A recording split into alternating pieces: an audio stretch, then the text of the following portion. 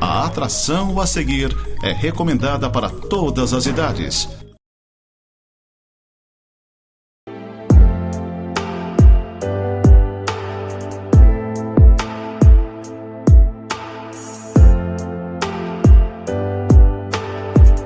Gente querida, gente amada, graça e paz, que a bênção do nosso Senhor esteja sobre a sua vida, em meio à sua casa, em meio à sua família. Gostaria de trabalhar com vocês um texto constante do Antigo Testamento, primeiro livro de Reis, capítulo 19. Eu vou fazer a leitura do verso 16, depois mais alguns versículos. Primeiro livro de Reis, capítulo 19, verso 16. A Jeú, filho de Ninsi, ungirás rei sobre Israel, e também Eliseu, filho de Safate, de Abel-Meolá, ungirás profeta em teu lugar. Esse é o verso 16, primeiro livro de Reis, capítulo 19. Do verso 19 em diante diz assim, partiu, pois, Elias dali e achou a Eliseu, filho de Safate, que andava lavrando com 12 juntas de bois adiante dele. Ele estava com a 12ª. Elias passou por ele e lançou o seu manto sobre ele. Então deixou ele os bois e correu após Elias e disse: deixa-me beijar a meu pai e a minha mãe, e então te seguirei. Elias respondeu: vai e volta, pois já sabes o que fiz contigo. Voltou Eliseu de seguir Elias, tomou a junta de bois e os imolou, e com os aparelhos dos bois cozeu as carnes e as deu ao povo, e comeram. Então se dispôs e seguiu a Elias e o servia. Esse é o texto. Todos nós já lemos a história de Elias e Eliseu, os grandes profetas dos grandes milagres no Antigo Testamento. Elias, ele estava, vamos dizer assim, em um processo de restauração depois de ter entrado por uma depressão profunda. Desistiu do ministério, desistiu de viver. A Bíblia fala nesse capítulo 19 que houve uma ameaça de uma mulher chamada Jezabel, que faria com ele a mesma coisa que ele fez com os seus profetas. E ele então vai caminho de um dia, deserto adentro, e pede para si a morte, dizendo: eu não sou melhor do que ninguém, toma a minha vida, basta, chega, acabou. Então Deus vai e o encontra lá naquele deserto e o alimenta, o fortalece. Ele sai dali caminhando até Horebe e ele chega numa caverna, e ele entra numa caverna, e ali ele se esconde naquele lugar. Ele se encavernou, ele fugiu do chamado e da unção que Deus tinha para ele. Então Deus vai lá e o encontra e pergunta para ele: Elias, que fazes aqui?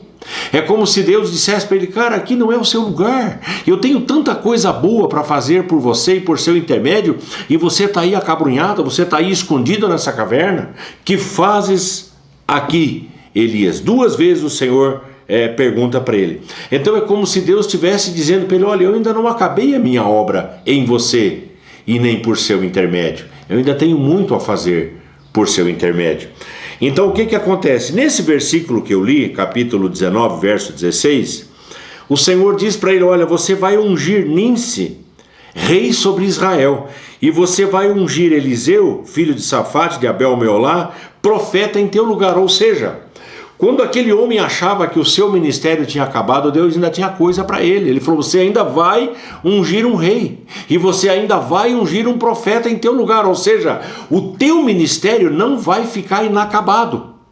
Eu sempre preguei e ensinei que ministério sem sucessão é um fracasso. Se você não tiver para quem deixar o que você tem, se você não tiver como transferir o seu legado, você é um fracassado total. Essa é a verdade, e ninguém de nós quer viver dessa maneira. Ninguém de nós quer interromper uma jornada, uma caminhada, um chamado, um ministério, enfim. E Elias, por causa da sua tristeza, por causa da sua depressão, por causa do seu medo, que foi outro ingrediente paralisante na vida dele, ele desistiu. E o Senhor foi lá e o encontrou e falou assim: não tem nada acabado aqui, tem muita coisa para você fazer. Então haveria um rei para ungir, um profeta para ungir como seu sucessor. E eu entendo que nada na Bíblia e nada na vida acontece por acaso. Eu acho que Deus, ele tem os seus olhos voltados para nós em toda e qualquer circunstância da nossa vida. O Salmo 139 diz assim, a partir do verso 13, há poucos dias atrás, em uma dessas programações, eu usei esse salmo: tu formaste o meu interior, tu me teceste no seio de minha mãe, diz o salmista Davi. Graças te dou, visto que por modo assombrosamente maravilhoso me formaste. As tuas obras são admiráveis, a minha alma o sabe muito bem. Os meus ossos não te foram escondidos quando no oculto fui formado e entretecido como nas profundezas da terra. Agora presta atenção. Os teus olhos, versículo 16, Salmo 139, os teus olhos me viram a substância informe, golém, no hebraico. Nada, quando eu era ninguém, quando não havia forma, o Senhor já colocou os seus olhos sobre mim. E no teu livro foram escritos todos os meus dias, cada um deles escrito e determinado, quando nenhum deles havia ainda. Não é algo fenomenal isso? Saber que Deus, Ele nos conhece, sabe da nossa limitação, Ele nos conhece antes de nós nascermos. E eu acho isso fantástico, porque lá no livro de Jeremias, capítulo 1, no verso 5, o Senhor diz para aquele profeta: antes que tu nascesse e te formasse no ventre da tua mãe, eu já te conhecia. Eu acho isso tremendo. E eu te designei profeta, diz o texto lá. Deus já conhecia e o havia designado profeta, ou seja, antes dele ser um projeto, antes dele ser fruto do amor do pai e da mãe, Deus já sabia quem ele seria. A onisciência do Senhor lhe permite esse conhecimento. Então aquele homem, profeta Jeremias, era o resultado de um sonho, era o resultado de um projeto de Deus. E dessa maneira eu entendo que também eu e também você, meu querido, minha querida, também é um projeto do Senhor. O chamado, e isso me leva a fazer essa afirmação, o chamado que nós temos não tem base em nós mesmos. Algumas pessoas eu escuto às vezes lá na igreja, ou chegam para a igreja e falam assim: não, porque o meu chamado. Aí o outro vem e fala: não, porque o meu chamado. E eu falo: como é que é a história? O seu chamado? Desde quando o chamado é seu? Desde quando o chamado reside ou tem base em você? O chamado é de Deus, é dele. O chamado vem do Senhor, nós somos apenas instrumentos nas mãos do Senhor. Então Deus é aquele que conhece aqueles que chama. Ele tem um plano, ele tem um propósito, e quando Deus coloca os olhos em alguém, ele não desiste. Presta atenção nisso, é muito bom você saber isso. Voltando lá para o nosso texto, primeiro livro de Reis, capítulo 19, se você tiver a sua Bíblia, primeiro livro de Reis, capítulo 19, perdi o meu texto aqui, mas eu acho rapidinho, achei. Primeiro livro de Reis, capítulo 19, nós vemos como se deu a vocação de Eliseu, o profeta. Primeiro, o verso 16 que eu li deixa muito claro que a vocação aconteceu por orientação de Deus. Ninguém sugestiona Deus. Ninguém dá conselho para Deus, ele faz segundo o seu bom conselho, diz a Bíblia. Então o chamado de Eliseu, Deus não errou, porque veio dele, o chamado era dele. Então essa é a primeira coisa. Segunda coisa, como que se dá, ou como que se deu a vocação de Eliseu? Se deu pela obediência de quem recebeu a revelação. E isso aqui é tremendo, gente, isso aqui é muito profundo. Pela obediência de quem recebeu a revelação. Quem recebeu? Elias, o medroso, Elias, aquele depressivo, Elias, aquele que fugiu, Elias, aquele que se escondeu, Elias, aquele que foi encontrado por Deus, foi fortalecido pelo Senhor, encorajado a continuar o seu ministério. Foi lá e ungiu Eliseu em seu lugar. Então, o ministério, ele acontece por orientação de Deus, mas acontece também pela obediência de quem recebeu a revelação. Já imaginou se Eliseu, ou melhor, se Elias tivesse ficado quieto? Imaginou se Elias tivesse ficado escondido naquela caverna? Quem seria Eliseu? Porque a vocação de Eliseu, o chamado de Eliseu aconteceu pela determinação, pela orientação que Deus deu, pela determinação de Elias. Eu já vou mostrar isso para você. Porque ele sai à procura de alguém, ele sai à procura de Eliseu. O verso 19 que eu li para vocês, para quem não está acompanhando, o primeiro livro de Reis, capítulo 19, verso 19, partiu, pois, Elias dali e achou a Eliseu. Acha quem procura, quem está à procura de alguma coisa. Ele achou Eliseu. Achou, o versículo 16 também diz que era filho de Safate, ou seja, não havia como errar aquilo que Deus havia determinado. Filho de Safate, de Abel Meolá, e ele estava lavrando com 12 juntas de bois.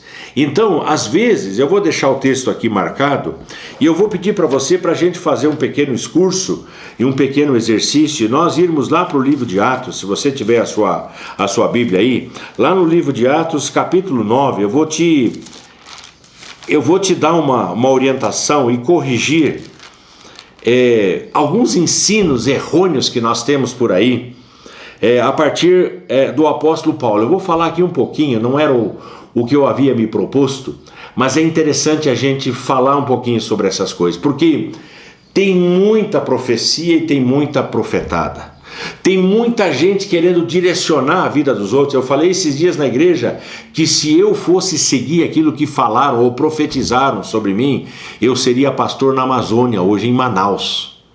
Falaram: você vai para Manaus, Deus está te mandando para Manaus. E eu nunca senti chamado nenhum, inclinação nenhuma para Manaus, a não ser para ir um dia pescar naquele lugar. Isso talvez eu faça. Mas não sinto de Deus, não tenho direção de Deus, não tenho orientação de Deus. Então as pessoas vêm muitas vezes, largam as suas profecias baseadas na sua carne. E quando Deus falou com Elias, ele foi muito específico, ele foi muito direto. Quando Deus falou com Ananias, por ocasião da conversão do apóstolo Paulo, estou falando aqui de Atos capítulo 9, verso 10 diz assim: ora, havia em Damasco um discípulo chamado Ananias, disse-lhe o Senhor numa visão: Ananias, ao que respondeu: eis-me aqui. Então o Senhor lhe ordenou, olha a ordem que Deus deu para ele: dispõe-te e vai. Por que as duas coisas estão juntas aqui? Porque tem muita gente disposta hoje. Gente, olha, eu faço, eu aconteço, eu desejo, eu tenho chamado, mas nunca vai. Dispõe-te e vai. É necessário dispor o coração e ir para onde Deus está convergindo ou mostrando. Dispõe-te e vai. Agora presta atenção. A rua que se chama direita. Você vai para a rua direita, não é a esquerda. É para a rua direita. Na casa de Judas. Não era na casa de Pedro. Não era na casa de Maria, era na casa de Judas. Rua direita. Casa de Judas. Procura por Saulo.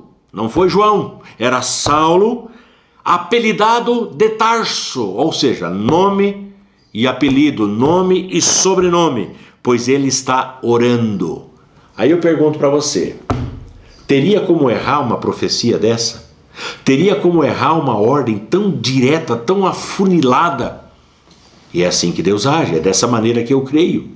Deus não dá a profecia dúvida, nebulosa, aquela coisa que a pessoa fica grilada, ela fica em dúvida. Deus não age dessa maneira. Deus não é Deus de incerteza, Ele é Deus de certeza.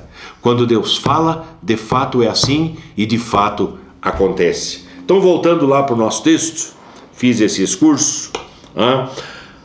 O chamado de Eliseu se deu pela obediência, por orientação de Deus, se deu pela obediência de quem recebeu a revelação, e ele vai à procura de um trabalhador, uma pessoa que estava ocupada. Então nós chegamos a um ponto crucial aqui. Deus não chama ninguém desocupado. Eu falo na igreja, você está cansado do ministério, você está cansado de fazer as coisas no reino? Deus vai te dar mais ainda, porque Deus não trabalha com gente preguiçosa. Deus não trabalha com gente desocupada. Quanto mais você tem, mais Deus vai dar. Quanto mais responsabilidade você tiver, mais responsabilidade você vai receber. Por quê? Porque você já foi provado e já foi aprovado. Você não é um ocioso. Alguém que está, se der certo eu faço, eu vou. Não. Eu vou fazer porque Deus me chamou, porque Deus me enviou, porque Deus me orientou, e quanto mais eu receber, mais Deus vai colocar na minha mão. É assim que funciona a dinâmica do reino. Então, em terceiro lugar, como é que acontece o chamado de Eliseu? Pela transferência de autoridade. Elias passa por ele e diz o verso 19 que ele lançou o seu manto sobre ele, jogou o manto sobre ele. E então ele fala para ele: já sabes o que fiz contigo. Ele joga o manto. E quando ele joga o manto, Ele está dizendo: você está coberto pela graça do Senhor, você está coberto pela misericórdia do Senhor, você tem um chamado e você não tem como fugir para cá, para lá ou para cá. Você está cercado por esse chamado do Senhor, você está debaixo da minha cobertura espiritual, você está debaixo da mesma unção que Deus me deu, eu estou colocando sobre a sua vida. Ou seja, a transferência de autoridade estava acontecendo naquele momento. Eliseu deveria cumprir o propósito de Deus, ele deveria ir para o profetismo, deveria se tornar profeta, se não um dos maiores profetas registrados no Antigo Testamento, de grandes feitos, de grandes milagres na dependência do Senhor. Antes de ir, ele passou por um tempo de preparo, né? Ele passou, como eu chamo, por um processo de discipulado, por um processo de se tornar aprendiz. Isso aqui é fundamental. Tem gente querendo ir para a obra sem nunca ter tido uma supervisão. Tem gente querendo ir para a obra sem nunca ter passado por um discipulado, sem sequer ter lido a Bíblia pelo menos uma vez, sem conhecer as teologias básicas, os ensinamentos básicos da Bíblia Sagrada. Ele não foi preparado.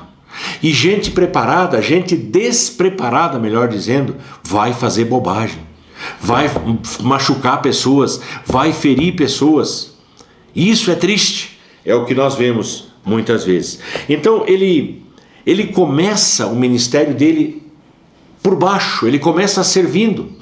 Tem gente que quer começar no púlpito, tem gente que quer começar no altar, tem gente que quer começar nas missões, tem gente que quer ir para as nações de início. E não é assim que as coisas funcionam biblicamente. Se você pegar aqui nesse exemplo de Eliseu, o final do versículo 21 diz que então se dispôs e seguiu a Elias e o servia. Antes de servir a Deus, ele serviu ao profeta. Antes de servir a Deus, ele serviu ao homem. Isso aqui pode ser chocante para alguns de vocês. Não, eu não sirvo pessoas. É porque você não conhece a Bíblia. Este homem começou servindo pessoas. A minha Bíblia, em 1 Pedro capítulo 4, verso 10, diz: servi uns aos outros, cada um conforme o dom que recebeu. Jesus, ele começou o seu ministério servindo. Ele serviu a sua geração, ele serviu os seus discípulos, ele lavou os pés dos seus discípulos, ele perdoou os seus pecados. A missão de Jesus começou de maneira simples, fazendo aquele trabalho que a maioria das pessoas não querem fazer. Segundo o livro de Reis, capítulo 3, quando Josafá se reporta à nação perguntando: escuta, não tem um profeta aqui no nosso meio? E alguém fala para ele: não, nós temos Eliseu. E aí eles dão a característica de Eliseu. Eles dizem assim, ó, presta atenção: aquele que deitava água nas mãos do profeta. Eu gosto dos detalhes da Bíblia. Aquilo que ninguém dá bola, aquilo que ninguém vê, eu vou lá e enxergo. Aquele que deitava água nas mãos do profeta Elias. Então o que ele fazia? De manhã cedo, quando o profeta acordava, ele estava ali com a água. Não tinha banheiro como nós temos hoje. Ele deitava água nas mãos do profeta para que ele pudesse lavar o seu rosto. Eu não fui chamado para isso. É porque você não conhece a Bíblia, você não conhece a palavra. A gente começa fazendo aquele serviço que a maioria das pessoas não querem fazer. Eu lembro do meu cunhado, pastor Eduardo, lá em Itatiba, São Paulo. Certa vez chegou um músico para a igreja, um baterista renomado. E ele chegou e falou: não, eu toco bateria e tal, quero fazer parte do ministério, eu quero, eu gosto da igreja, gostei da igreja, eu quero servir a Deus aqui a partir do meu ministério. O Eduardo, que beleza! Meu cunhado, muito dinâmico, muito querido. Chegou e falou: senhor irmão, então tu faz um favor para mim, tá vendo essa flanela aqui? Pega essa flanela e, antes de começar o culto agora, tu passa o paninho ali na bateria, dá uma limpadinha nela. Não, que isso, pastor? Eu fui chamado para tocar. Meu negócio é tocar, meu negócio não é limpar a bateria. Ô irmão querido, obrigado, tá? Você senta ali, faz favor. Reprovou. Por quê? Porque ninguém começa por cima. A gente começa fazendo aquilo que a maioria das pessoas não quer fazer. A gente começa servindo. A gente começa na base. Eliseu se tornou o maior dos profetas, eu posso dizer isso. Mas ele começou da maneira mais simples possível. Então eu acho isso tremendo. Ele pagou o preço de acompanhar o seu líder durante um tempo. Eu dou graças a Deus por aqueles que me formaram. Eu copiei modelos. Eu me inspirei em pessoas. E muitas vezes eu chorava, me angustiava, porque eu queria saber como fazer as coisas no ministério. E então eu procurava alguém mais experimentado do que eu. Eu viajava, eu ia atrás, eu me escondia para tentar imitar e copiar ministérios. Eu não tenho vergonha de falar isso. Tem muitas pessoas que me inspiraram, que me fortaleceram. Então, ele vai, Eliseu, para dentro da sua casa, faz uma despedida emocionante, beijando seu pai e a sua mãe, mostrando que ele tinha um bom relacionamento, um relacionamento exemplar como filho, e ele ouve o alerta do profeta que diz: vai e volta.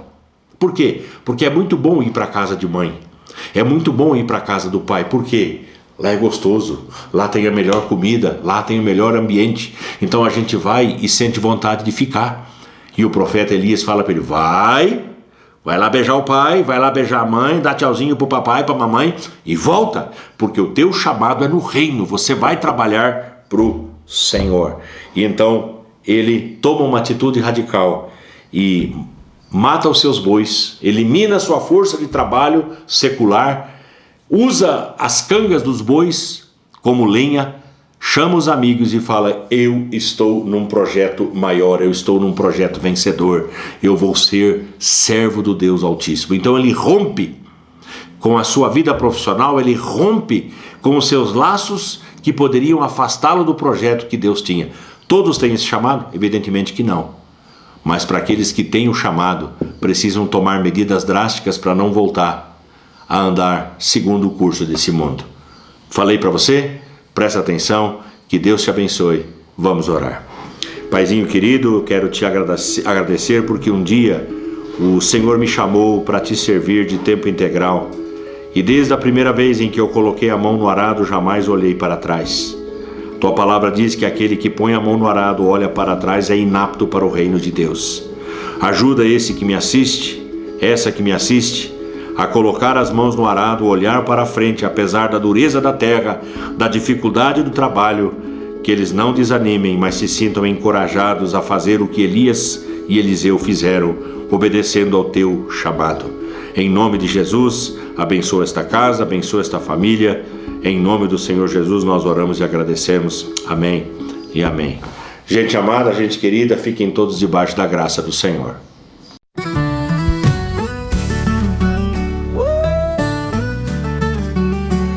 Momento sagrado que vem, transforma tudo que tem. Coração se abre então, para seguir na missão. Restaurando cada alma, trazendo paz e calma. Vida nova renasceu, fé no amor que cresceu. Ó Jesus, nosso guia, amor e fé todo dia. Gratidão no coração, para sempre em oração. Luz divina brilhar, nos faz juntos caminhar, transformando o coração para sempre em oração. Luz divina brilhar, nos faz juntos caminhar, transformando o coração em cada gesto uma canção. Cuido com carinho do nosso irmão vizinho, com fé a nos erguer, amor ao próximo viver. Ó Jesus, nosso guia, amor e fé todo dia. Gratidão no coração, para sempre em oração. Programa Momento de Santidade, Nova Era TV, lá de Santa Catarina.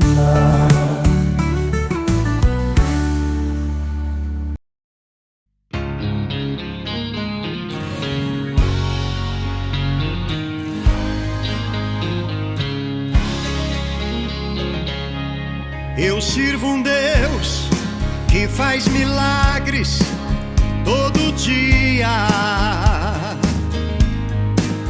Ele é o Deus que faz sinais e maravilhas. Só Ele é Deus sobre a terra e o céu. Ele é grande, Ele é bom e fiel. Ele me deu todo o amor do céu, tão divino. Seu Filho Jesus, que naquela cruz mudou meu destino. Quando eu pensei estar só, não estava, porque o meu Deus me acompanhava. Ele é o que eu preciso todos os dias. Ele é a verdade, estou seguro, pois Ele não muda, não tem variação. Esse é o Deus que eu tenho comigo no meu coração.